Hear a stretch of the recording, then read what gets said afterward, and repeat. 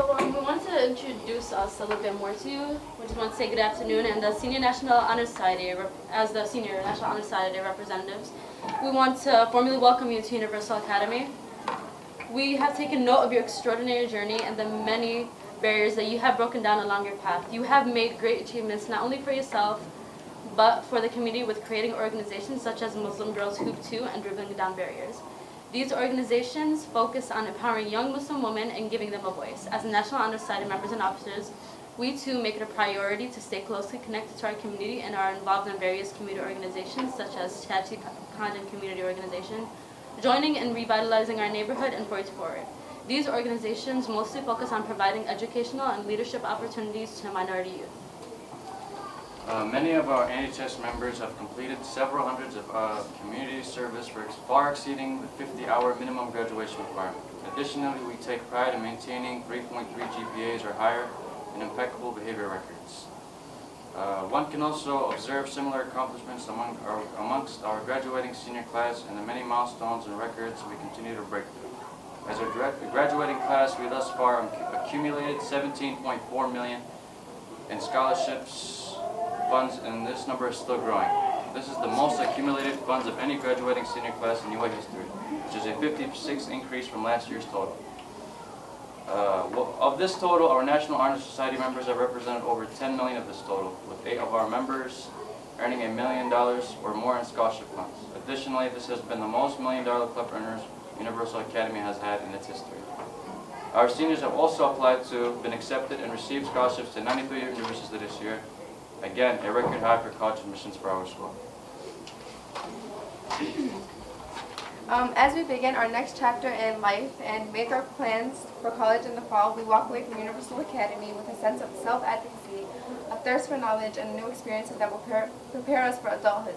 We are grateful for the time that you are giving us today and later this evening to impact your life-changing experiences to us and how we can utilize this information in our own lives.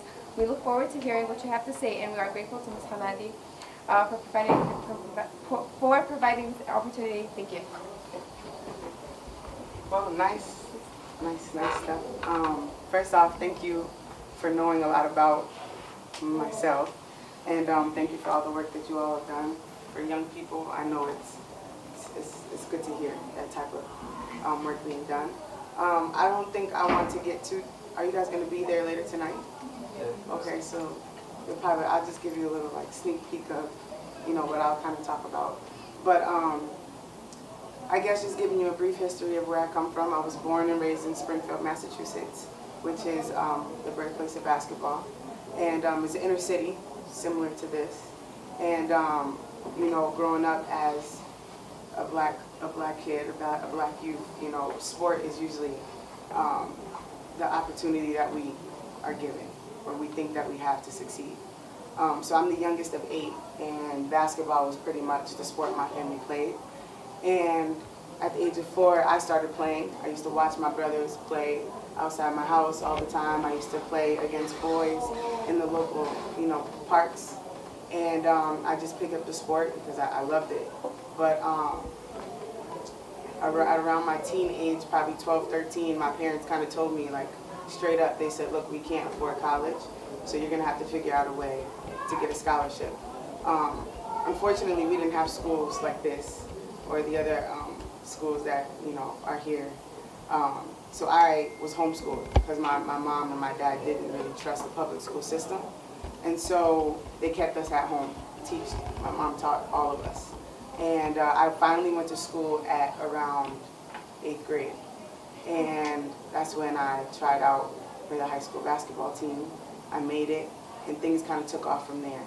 So alhamdulillah, it was an interesting basketball journey all the way up until college. I ended up getting full scholarship to play at the University of Memphis. So that was my parents. I fulfilled my parents' want for myself. And then was kind of made a name for myself because I was the first hijabi to play basketball. And it was this big thing.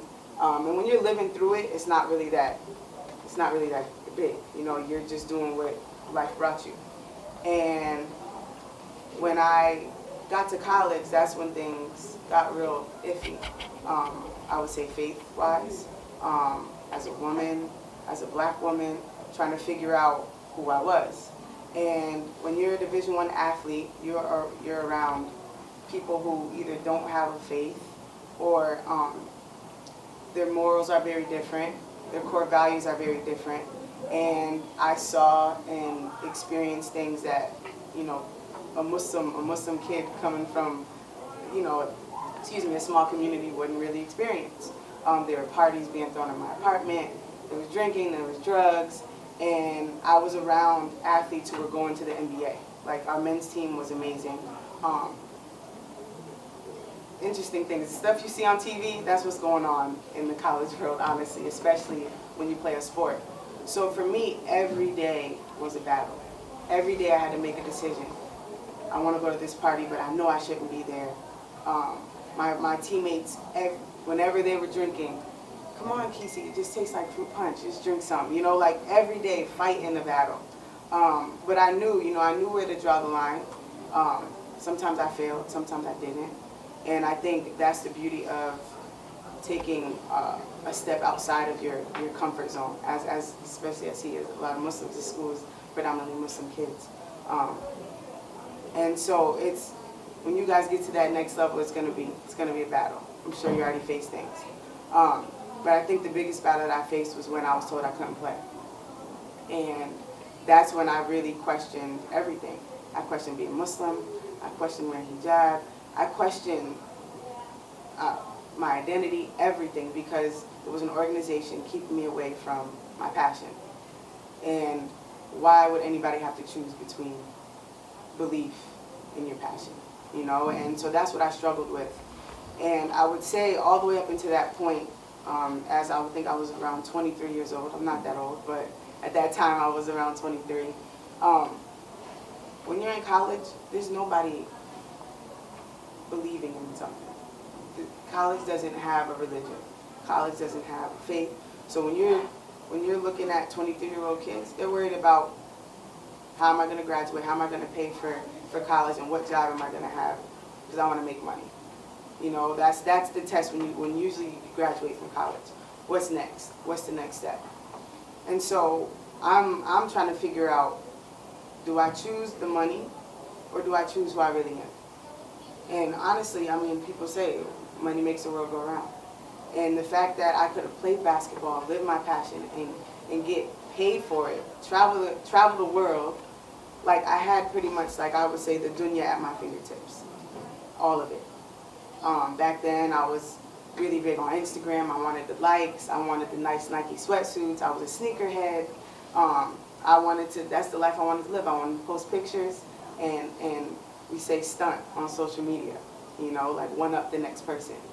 And it's crazy. I believe that Allah took that away from me to test me. And I think that was my first test of faith. I was born Muslim, went to Sunday school, studied the Quran, read and write Arabic, like everything. But then when basketball was taken away, I had to figure out who I was.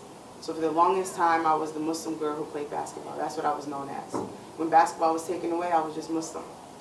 And so that's the piece of my identity that I had to really refine and re-identify with. And I remember, and I'll share this later tonight, but I remember going through that phase in my life. It was really dark for me. I don't want to say it was depression. I don't really want to say that, probably was a little stressed, but I was in a dark place. And I remember people coming up to me like, hey, Kesey, why don't you just take off this scarf and then put it back on after? It was Muslims and non-Muslims telling me this. And I'm like, we know that this it's supposed to mean more than just a piece of material, or, this is what I was saying back.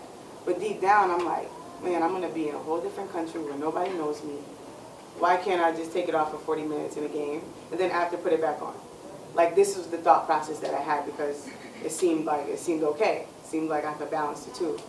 But deep down, I'm like, it doesn't feel right. It won't feel right. I couldn't imagine doing it. So when I figured out there was no human being giving me the right answers, the only thing I knew left to do was pray. Yeah, I prayed all the time. I never really gave up praying. There's some people who go to college and they don't pray anymore, or we know a lot of Muslims struggle with prayer. But I didn't pray up until that point to feel. I prayed because I knew that's what we had to do as Muslims. You know, when you're born into Islam, or you're born into any faith, it's taught to you like, take a shower, brush your teeth. You know, we're supposed to fast, we're supposed to pray. Like, that's how it is. It's like innate for us to do the things we do as Muslims. But I remember praying this certain prayer during the time when I was questioning everything. And I remember it like it was yesterday. I'll never forget this feeling. But I'm praying and I'm finally feeling like I need Allah, I need God to help me, because I'm lost. I don't know what's next.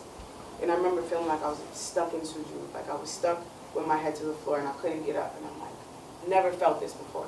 And I'm crying at this point. And I'm like, man, I've never cried in prayer. Like, something's going on. And at that point, I just stayed there and I was just asking Allah, like, help me figure it out. Because I was hanging around the wrong people. Again, I wasn't dressing modestly at all. My hijab wasn't right. I was doing a whole bunch of things that I knew my parents would be disappointed of. And of course, Allah, you know, at the same time. But after that prayer, I remember feeling something physically change in my heart. And I feel like at that moment, I accepted Islam. I was already Muslim, but at that moment, I chose Islam.